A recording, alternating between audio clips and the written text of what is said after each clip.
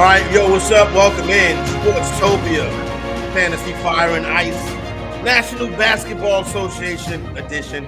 Corey Parson, the fantasy executive, Dr. A, Steve Alexander, Jonas Nader, my man down there, not too far from where I am in the great state of North Carolina. Doc, Jonas, gentlemen, what's going on? How you doing down there? Joe, it looks like a light is shining in on you. You know what I'm saying? Dude, it's that time of the year where the sun just blares on me right from the start. So, yeah, it's going to be a rough morning. We'll see. I'll try and power through. Yes, a very inspirational look this morning for Jonas. Doc, what's going on? Nothing. There was a baseball game last night. Now I can focus on the NBA, and I'm ready for the start of the season. Ready to get going. Shout out to the Atlanta Braves. They played 4 more games than the Mets. So there you go. The season comes to an end. 100-win season comes to an end. But we're here to discuss the National Basketball Association. Today, we're going to be talking about the teams in the NBA's Southwest Division. This is a division that houses, you may say, the most talented player in the NBA, the best fantasy asset in the NBA, and Dallas Mavericks, Luka Doncic. You got the Memphis Grizzlies, New Orleans Pelicans, Mavericks, Houston Rockets, San Antonio Spurs. A lot of different storylines going in. Joe, let's start with the Spurs, who have a win total of 28.5 coming into the season. Popovich been the man there for a number of decades now. But now a new challenge. Victor Wembanyama steps into the fold. Number 1 overall draft pick. They say this is a dude that can change the way that the game is played. I'm like, he looked like Bobo. But, Jonas, what say you? San Antonio Spurs, let's get it started. Man, did you really say 28.5 wins is their over-under? That seems kind of low for a Popovich team. That seems extremely low when you consider Wemby looked like, a freaking alien in the preseason, right? Just looked unstoppable. You got Devin Vassell, who's healthy this year. Keldon Johnson might come off the bench, but he can put up numbers. This team is pretty good, man. 28.5 wins. That just seems really, really harsh. So I'm not a betting guy, but I would smash that over, honestly. Really? Okay. In terms of fantasy, I don't know about you guys, but I have Wemby now firmly in my second round. Like, I would take him at the end of the second round all day now. I guess we'll start there. Joe, Doc, what do you think? Break it down, Joe. What Yeah. What are you seeing? What makes you so optimistic that he can come right in here, be a second round guy? You think the talent and skill set is there? Obviously, you also think the minutes will be available. Yeah, absolutely. And he's a guy that's come out against load management. He says, I don't care. I don't want the Spurs to treat me with kid gloves. I just want to play every game I can. That right there sends him up my board. And I think like the last rookie to post like first round numbers was Karl Anthony Towns. I think that was like way back in 2015. I might be wrong, but I think he was the last rookie to do that.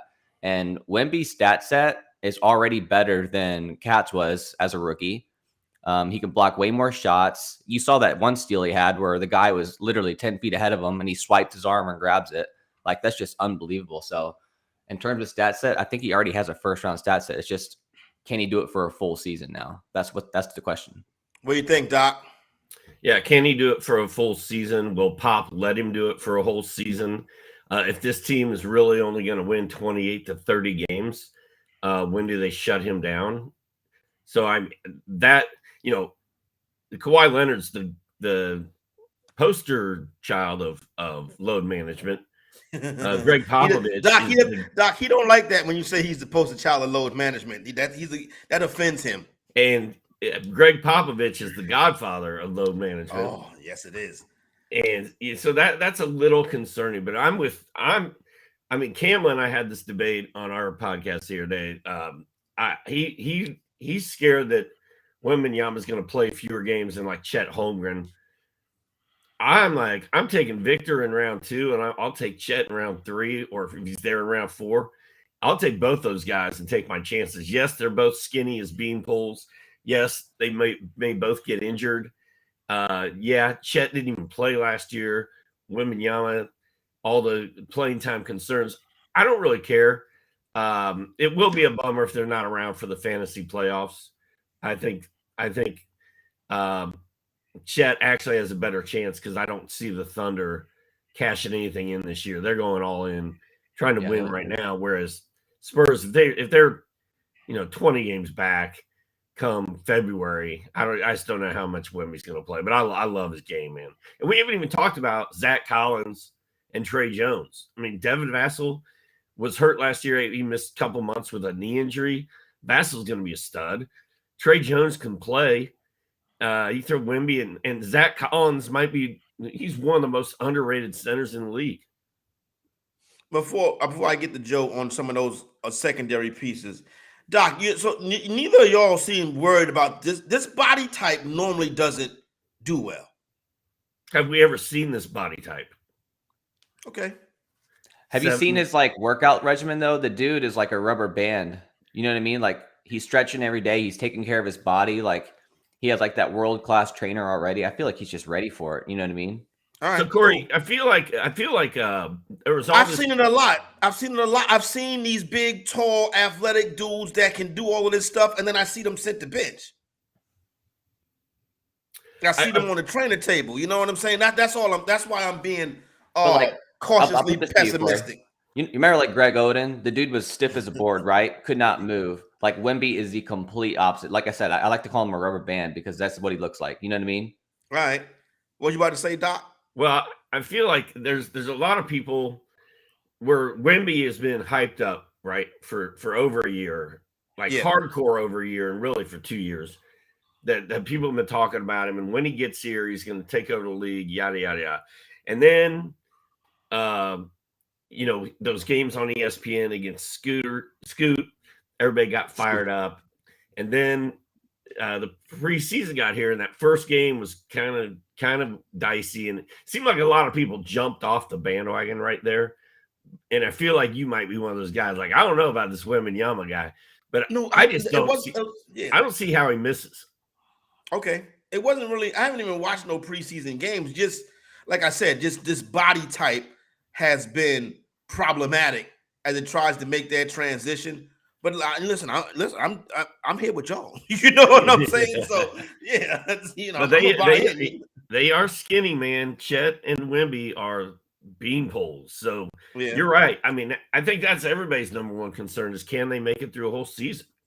Yeah, that was my thing right there. What's up, my man Keldon Johnson? Man, this is a guy I was high on a couple of years ago. I haven't really there was a time when I felt like him and DeJounte Murray was like equal. Murray has ascended. I don't want to say Johnson has regressed, but where are we at with Keldon Johnson right now? You can go ahead and take that one first, Joe. I would call him like an empty stats kind of guy. And what I mean by that is he can put up points, rebounds, and assists, but at what cost, right? Free throw percentage, shaky. Field percentage, it varies a lot game to game. Steals, blocks, that's what we're looking at, and they're just not there, right? So that's why I call him like an empty stat guy. It sounds like they're toying with the idea of bringing him off the bench this year. They got a lot of players, Jeremy, Devin Vassell, a lot of good pieces there, and I think Keldon might be the odd man out. So that's kind of why I'm fading him this year. All right, Doc, your thoughts on Keldon? Is anybody else be missing on this Spurs roster? Well, if you're in a points league, I think Keldon Johnson's okay. If you're in a league that rewards 8 categories or 9 categories, he just doesn't do it. He's one of those kind of like RJ Barrett. He'll show up on Sports Center, he'll score 24, but he'll have no blocks, no steals, 2 rebounds, and 2 assists. Like there's just nothing there except points, and I'm not really feeling it. Jeremy Sohan is interesting to me. Malachi Branham is interesting. Of course, my man Chetty Osman is there now. I always have love for Chetty or intrigue for Chetty, whatever. I wouldn't say I love him, but I think the Spurs have nice pieces. And I think it's kind of up to Pop as to how this thing goes. If he wants to try to win right now, I think he could win a lot more than 28 games with that group if he really wanted to. All right, let's climb up the division. We go to the projected win total of 31.5, and it belongs to the Houston Rockets right here in the Southwest Division. Obviously, the Houston Rockets coming into a new era as they bring in my man from Boston, Ime Udoka, to be their new head coach. There's some issues on the roster. You got some decent pieces. They added Dillon Brooks this year, which is interesting. They added my man Fred VanVleet, who's kind of a do-it-all player. Sengun, people love. Jabari Smith Jr., people are getting into. Jalen Green is a guy. Dillon Brooks, people hate. As somebody who root for the Memphis Grizzlies, I can go either way with Dillon Brooks. Joe popped the seal on us, 31.5 win total Houston Rockets with my man Ime coming in to be the head coach. Where do we start here? I think that win total is more fair, especially compared to San Antonio. I mean, the Rockets, they're going to play hard under the new head coach. Like, there's no question about that. The last coach, yeah, he had his issues. The last coach got a raw deal. He was not expecting from them to pull the team from under him as soon as he got the job. Yeah, and they didn't have any veteran pieces, too, that they could rely on. Now they got, like, Jeff Green for the locker room and all that good stuff. Fred VanVleet's going to be great for them. They're taking the ball out of Jalen Green's hands. That'll help him a ton, too, because last year he really, really struggled. They try to make him a primary playmaker, and he's just not ready for that yet. Sengun's going to be amazing this year. Not much competition at center. I'm all in on him. Jabari Smith Jr., really disappointing as a rookie. But, man, ever since the Summer League, he looks like Summer League, he's balling in the Summer League. Yeah, so a lot of exciting pieces there. Of course, you got the Thompson twin. It looks really good. Going to have some efficiency concerns, obviously, but like steals, blocks, assists, a lot of upside there. VanVleet's the first Rocket to go off the board, right? I would think so. I see him falling to around the end of round 3, which is a fair price, I think. Like, the big concern with him is he's going to take 20 shots and make like 5 of them some nights. And that can be difficult to build around. But the assists are going to be high, steals, threes high. So there's still a lot to like there. What do you think, Doc?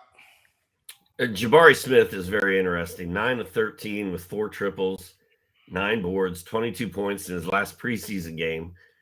He was good in his other preseason game as well. So he looks – I feel like he and Keegan Murray are both going to take big steps this year because both of them were a little disappointing as rookies, but I think they're talented.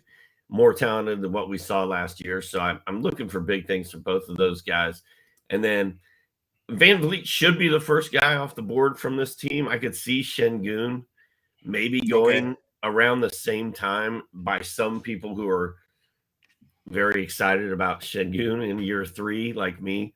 I'm not saying I'm taking Sengun in front of VanVleet, but I don't think it's that far apart. And then Jalen Green, like Jonas said, I kind of like the idea of getting the ball out of his hands a little bit and just letting him worry about playing offense and scoring. I love both Thompson twins. I love the fact that there is a band called the Thompson Twins from the 80s, and we talk about the Thompson Twins every day now. I love the fact that Dillon Brooks has already punched Daniel in the nuts. punched Daniel Tice in the nuts. In his first preseason game, gets thrown out immediately. Like, come on, man. I can't. And don't forget Boban is there. Like, how fun is that? The Dillon Brooks thing is interesting. It's like, I like the fact that he has embraced the role of being the new NBA villain. That's a role that you don't go into half-heartedly. When you take that role, you got a nut punch game 1 to let everybody know I'm the same Dillon the villain as Memphis, the same guy in Houston. And I don't even know if I want – I used to think, man, it's probably fun to have Dillon Brooks on your team because it's really fun to hate him if he's not on your team. I don't even think it's fun to have him on your team at this point because he's going to take 22 shots a game and make 4 of them. And he's just going to create chaos. And I don't know, man. I don't get it. Yeah, there was the back end of that run was not good, especially when he was poking bears. I remember, Jonas, during the NBA Top Shot craze, going after Jayshawn Tate. The Top Shot was short-lived, and it seems like Mr. Tate has been short-lived as well. Yeah, he certainly seems like the odd man out this year. Like, there's just so many pieces. We haven't even said Terry Eason yet, another deep sleeper. Like, there's just so many players on this team with upside, and I think Tate's the furthest down the list, right? Kind of like a boring veteran, kind of like a glue guy that really no one wants. So I definitely think he's going to be maybe flipped later in the season. Just get him out of there, like clear the way for some young pieces for sure. Doc, I'm a league pass guy. I'll be honest with you. I can't even tell you who the Houston Rockets broadcasters are. That's how little Rockets basketball I've watched over the past couple years. Will I be watching more Houston Rockets this year? I don't know, man. I think if I get the league pass this year, which I'm hesitant, but I probably will. I think I'm going to spend a lot of time watching the Thunder. I think I'm going to spend a lot of time watching the Spurs. I don't know how much time I'm going to spend watching Houston. Now, they're a good up-and-coming team, though. Like, they're good. Like, Şengün is going to be amazing. Jabari Smith is showing tons of promise. Jalen Green looks great. Amen Thompson looks awesome. Tari Eason is a player.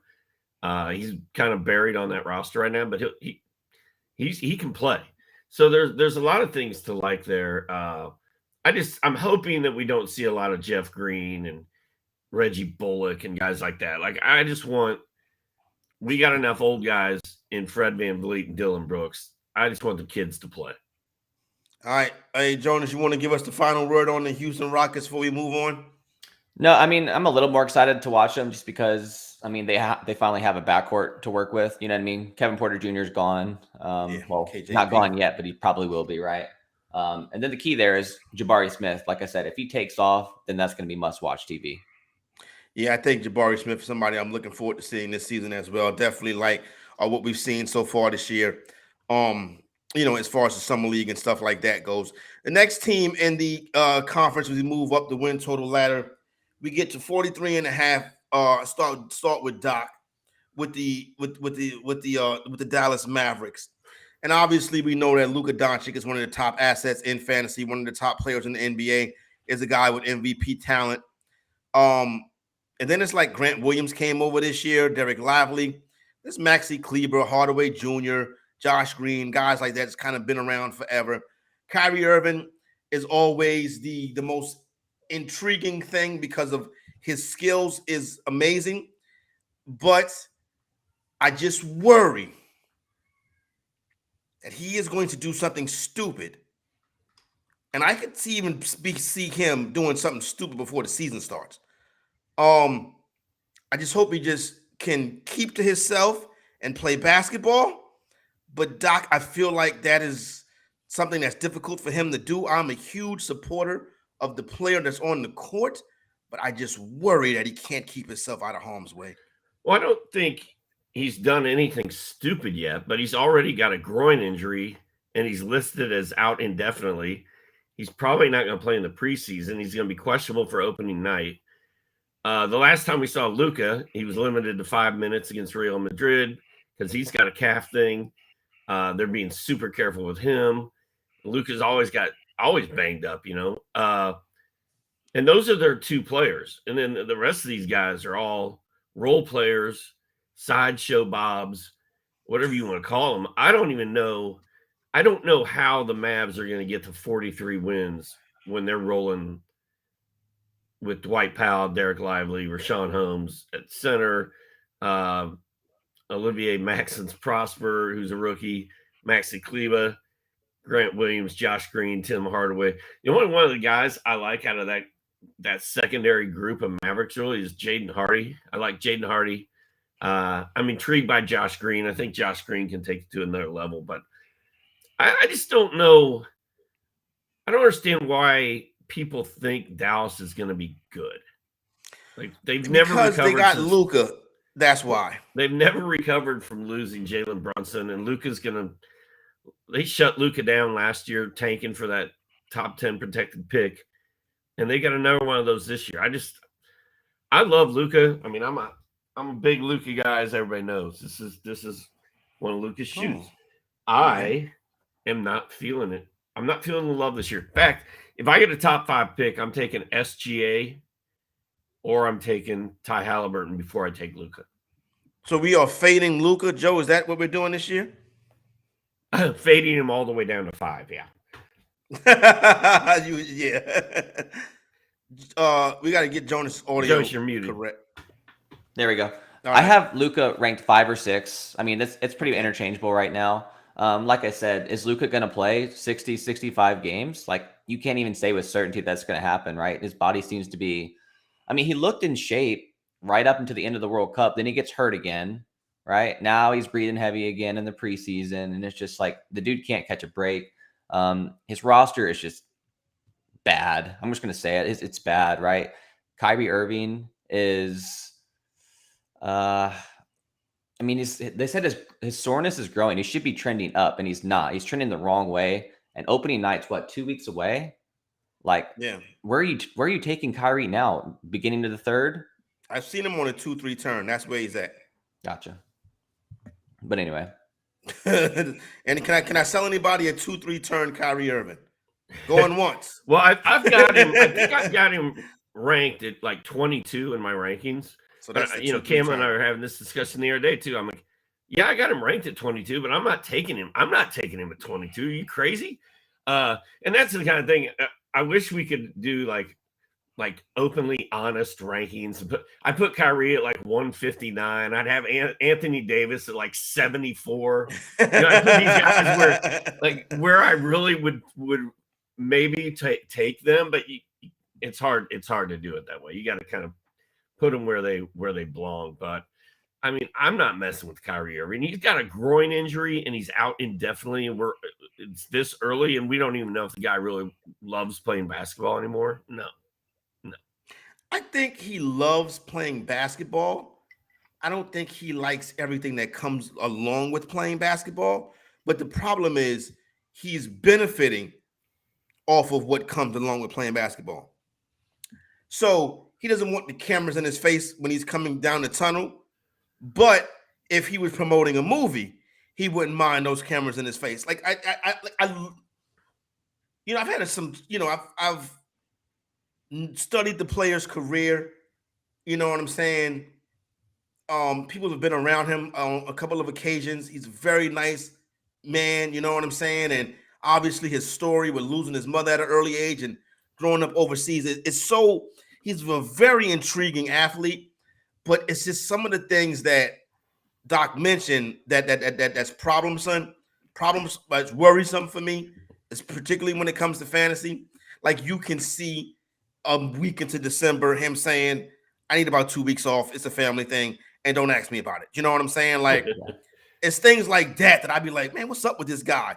Yeah. Do you remember Corey? Corey, do you remember he missed like 3 days or 3 games for his sister's birthday? Yeah, exactly. Stuff like that is like, okay, what are we doing here? You know what I mean? And then if you question him, he is like offended by it. You know what I'm saying? So I think it's been some good and bad moments, but definitely an intriguing play. Are we missing anybody on the Dallas Mavericks show, or is it just like, or to quote Jokic from the Phoenix series, it's only 2 of them? Yeah, I will say I like that Doc mentioned Jaden Hardy. Like, I feel like if the Mavericks struggle enough, like, Jason Kidd will have no choice but to put Hardy in the rotation, and he's very, very good. All right, so Jaden Hardy is the guy. To close the book on this, how long is Luka going to put up with this? I mean, this roster's just garbage, and it really. I mean, it's not very good, and he can't do it all by himself all the time, year after year. And it reminds me of Mike Trout just wasting away, with the Angels. Yeah, we've been saying this for 5 years now, and I just don't. I don't know. I think this might be the year that Lucas snaps and is like, okay, get me out of here. Yeah, I'm out this joint. I don't know though. I don't know if he does that though, but it's I can see where you're coming from. All right, Doc, open it up for us on the New Orleans Pelicans. 44.5 is the win total. Clearly there's some things on this team that's very interesting. You have a leader in CJ McCollum and a true vet that I've always been a big fan of, and my man JV, Jonas Valanciunas. Herb Jones is a good developing up-and-coming player. Grand Theft Alvarado is a guy we love. I'm even in on Trey Murphy and guys like that. But then there's a little trouble spot. It's Brandon Ingram, and it's the super-duper talented Zion Williamson, who I saw this thing yesterday saying, can Zion Williamson win the league's MVP? And I'm like, yeah, he can. He's that kind of talent, Doc. But there's a lot that goes along with it. You know what I'm saying? Me and Zion share some interest. But basketball being number one, Doc, Are we going to see Zion Williamson give it the old college try this year? I mean, for him to win MVP, he needs to beat out guys like Luka, Jokic, Embiid, Tatum. I don't see how that's possible. Even if the odds are really good and it would pay off like winning the lottery, I don't know that I could put any money on Zion winning the MVP. I mean, I wouldn't put money that Zion's going to play more than 30 games. So I'm not going to go all in on MVP. The most fun and intriguing story coming out of Media Day to me was the president of the Pelicans all fired up because they've got this 3-headed monster medical staff now that's going to take care of Zion and Brandon Ingram. You know, Brandon Ingram plays like 50 games every year, and he's just gone. Every single year that guy is hurt. And not only do they have a 3-headed monster medical staff, but they've also got an orthopedic surgeon added to that core to give them a 4-headed monster. They're going all in on getting Zion eating right and getting healthy. They did say for the first time. Why now? They should have known to coming into his career that his diet was going to be a problem. And they did say that for the first time in his career, Zion is taking this seriously. Oh, well, there you go. But you know what? They also told us that Anthony Davis was going to play in 82 games last year. They told me 3 years ago that Ben Simmons was going to start shooting 3-pointers, yada, yada, yada. It's all just summer talk, and I'll believe it when I see it. Joe, it's like, you know, Doc makes a good point about the summertime talk and stuff like that. But he just seems like a genuine, nice young man who is like going through some growing pains and stuff like that. You know what I'm saying? I think his youth is not, you know, helping him in this situation. But I think his talent prevails. And I just look at somebody. I was seeing his stepfather talking earlier this year, and he was talking about like, you know, mistakes that young men make and stuff like that, and how we can't throw our children away. You know what I'm saying? And nobody talks about this, but somebody on NBA Insider told me this. Teresa Weatherspoon not being around his team no more has been a bigger problem than one may think. She was really a person that Zion trusted. What is your thoughts on Z coming into the season? I mean, I honestly like him because I feel like he's burned so many people in fantasy that like his price is just baked in now. Like his ADP, this is from a couple weeks ago, it was like around 57. Wow. Like you're telling me at 57, you could get a player that could put up 30 points, 10 rebounds on any given night. I mean, that to me at that price just seems like a no-brainer. This is a player who was 88th percentile on isolation plays. He's going to get a ton of those this year. I like Zion in round 5. I started seeing him creep up to like round 4 area, which makes me a little more hesitant, but round 5 all day. Yeah.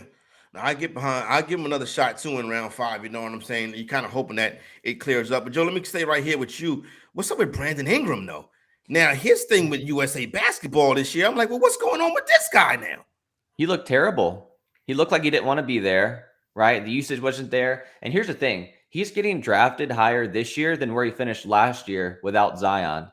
That doesn't make sense to me. His usage is going to come down. Last year was like a 30%. It'll probably be closer to 26%. This guy does not generate steals and blocks. He's a very low volume 3-point shooter.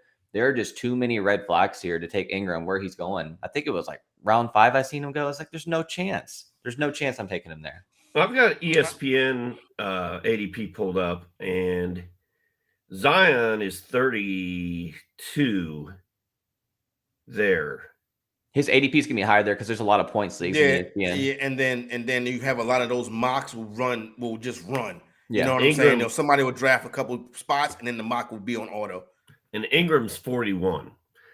For me, both of those are too high because these guys are always hurt. But maybe they won't be this year. Looking at the Pelicans depth chart though, and looking at the overall team, if Zion stays healthy and Ingram stays healthy and Herb Jones is there playing defense and Jonas Valanciunas, this team's gonna win 50 games. They could win 50 games. Jonas Valanciunas is gonna do his thing. And then you got CJ. You got solid bench guys. Larry Nance Jr., nobody's talking about him. He's kind of a stud. Trey Murphy's going to be out for a minute, but he's not that long. And Alvarado, I mean, this team could win a lot of games if they can keep those guys on the court. I'll throw you a sleeper too. Dyson Daniels. Okay. 6'7" point guard, long arms, generates steals and blocks like nobody's business. It reminds me of like a young Sean Livingston.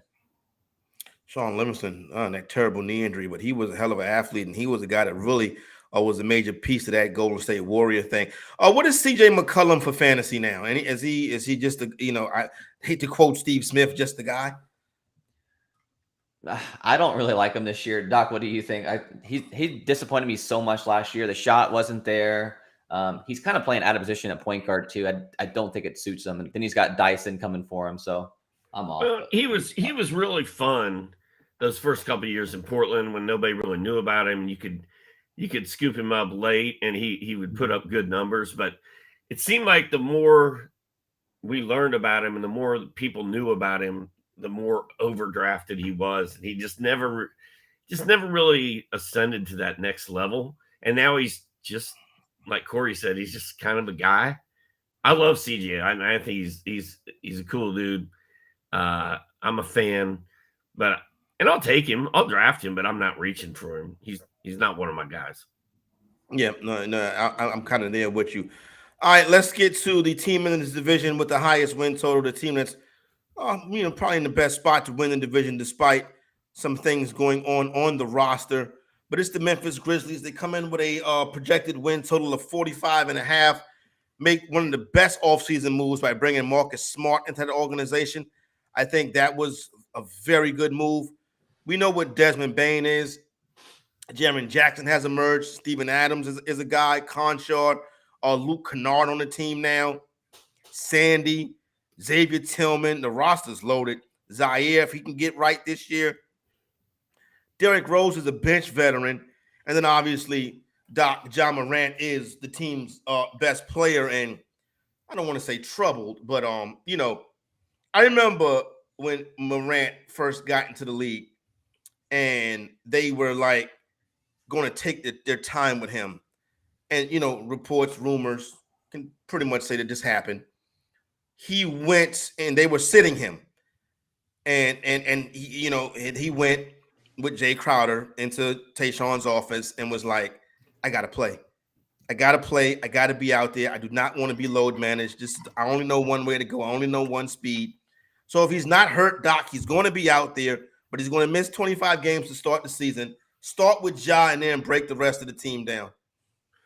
Well, 25 games is a lot, but yeah, he should be back. Right before Christmas, I think. December 19th. Yeah, so it's not that long, and the thing that's weird about Ja is if you look at some of the rating systems like Basketball Monster, RotoWire, whatever, he rates pretty poorly because he's not a great free throw shooter. He doesn't hit a ton of threes. He doesn't do those things that check all the boxes. But man, he puts up big counting stats. I think he's a guy that if you can get him like in the 6th round or something and stash him, he could win a lot of teams championships this year, especially those 25 games of not doing anything and just resting and practicing. Like he's going to come in ready to go. He could just go off for those last 50 games or whatever it is. So that's very interesting. I like Marcus Smart because he's going to play when Ja's out. Derrick Rose, surprisingly, despite the fact he's 50 years old and has had 15 knee surgeries, he's going to be relevant as long as Ja's not around. And then this is the year of Desmond Bane and Jaren Jackson Jr., I think. Both of those guys, super high on both of them. You're going to have to draft them early if you want them. I think JJJ is going early, 2nd round, maybe even at the end of the 1st. Bane's right behind him. I seen Triple J on the 1-2 turn recently. Yeah. Yep. And I've done that. And then Bane is right there behind him. And, I don't really care about Concar. He's qualifies as a fantasy sleeper, though, I think, because he's going to play. But I am all about Desmond Bane and Jaren Jackson Jr. What we got, Joe? What we think? Yeah, I got Jaren Jackson ranked in the back end of my 1st round. That's where he finished last year, and now he's getting drafted lower than that, and it doesn't make any sense, right? You take Dylan Brooks's 15 shots out of the equation. You got Ja suspended for 25 games. JJJ has looked amazing in the preseason. Had a really good stint with Team USA before the final 2 games, right? His 9.6 block rate is unfair. Only 3 players have done that in NBA history. That's Manute Bol, Serge Ibaka, and Hassan Whiteside. He can hit threes like nobody's business. He can just do a little bit of everything. And the Grizzlies are actually putting the ball in his hands at the top of the paint now. So he's going to get a few more assists, kind of like that Bam Adebayo direct handoff kind of thing. So everything is pointing up, but it seems like people are hesitant to take him in like round 2. I'm like, what are you doing? Like, this guy was first round last year in 27 minutes. You know what I mean? So I'm all in on JJJ. I'll have him on every single team. I think the injuries, right, have been he can be kind of lethargic at times. Yeah. And those fouls, those quick 2-3 fouls, you know what I'm saying, will drive you crazy. But as somebody who watches the team closely, I've been very impressed with him. And on a 1-2 turn, I have no problem going with Triple J, Jaren Jackson Jr. at that point right there. What do you think about Desmond Bane? You with Doc? Oh, absolutely. And people don't realize this, but Bane is a way better pick and roll ball handler than people give him credit for, right? He did it last year when Ja missed time. He can get you 6 or 7 assists. And honestly, like, there's a little bit of Halliburton to his game. Like, I'm not even kidding. Like, he's a very, very smooth playmaker, always under control. His turnovers are very, very low when he does that too. So I like Bane. He's going to play a ton. I'd even be comfortable taking him in the late 2nd round, but usually you can get him in 3 pretty comfortably.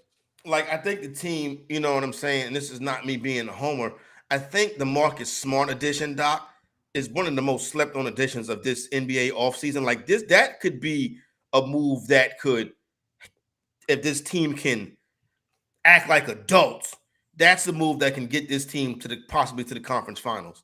Well, who's going to be the dad of that locker room? It's probably going to be Marcus Smart. Mm-hmm. Derrick Rose has already said. Derrick Rose has said, "I'm not coming here to babysit nobody," and I think Derrick Rose meant that when he said that. Yeah, Marcus Smart's going to be the dad in that locker room, and he should be a really good role model for Ja, and he can play defense, he can play offense. Like, it is a very important move for Memphis, I think. Especially with given the suspension. It's also, I know this is the wrong division that we're not talking about. It's also looks like it might be important for Peyton Pritchard in Boston, as he's kind of really stepped up in the preseason because Marcus Smart's not there and Derek White kind of got pushed to the side when Giroux came in. And I'm intrigued by Peyton Pritchard too. But back to the subject at hand, I think Marcus Smart's going to be a very solid mid-round good fantasy guy to have on your roster. All right. And anybody be missing from the Grizzlies, Joe? Nope. Steven Adams is back, though, and that'll be huge for Jaren. Yeah, Steven Adams is back, too. That hopefully he can stay healthy, and hopefully they listen to him this year. Yeah. You know what I'm saying? And act like gentlemen and not like a bunch of kids when they go out on road trips. You know what I'm saying? So, hopefully they get that together and figured out this year. So I think it's a pretty good team. All right, I think we got a pretty good team, too. You can catch all our work, sportstopia.io. That is the headquarters website. Hit the like and subscribe button on the YouTube channel. That's where you get all our basketball divisional previews as we get you ready for your upcoming draft. Speaking of drafts, we got our draft show coming up next Monday on October 16th, I believe the date is. So make sure you tap in for that. And that QR code right there, that takes you to our Contrarian Edge Optimizer. When the games get started, you're going to want that because that's how you win money in DFS. What's up, Doc? Hey, that live draft show is going to be at 1:00. There's going to be 12 of us all doing a live draft on Yahoo. You're going to be able to watch the whole thing, see where everybody takes their guys, get commentary on all of it. It's going to be a fun one. Jonas and I have been doing this every year for a while, and it's my favorite day of the year. So 1:00 Monday. Corey's going to be our host. Can't wait. All right, there you go, right there for Dr. A. My man Jonas Nader is Corey Parson, the fantasy executive. Sportstopia.io. Don't forget, we are out.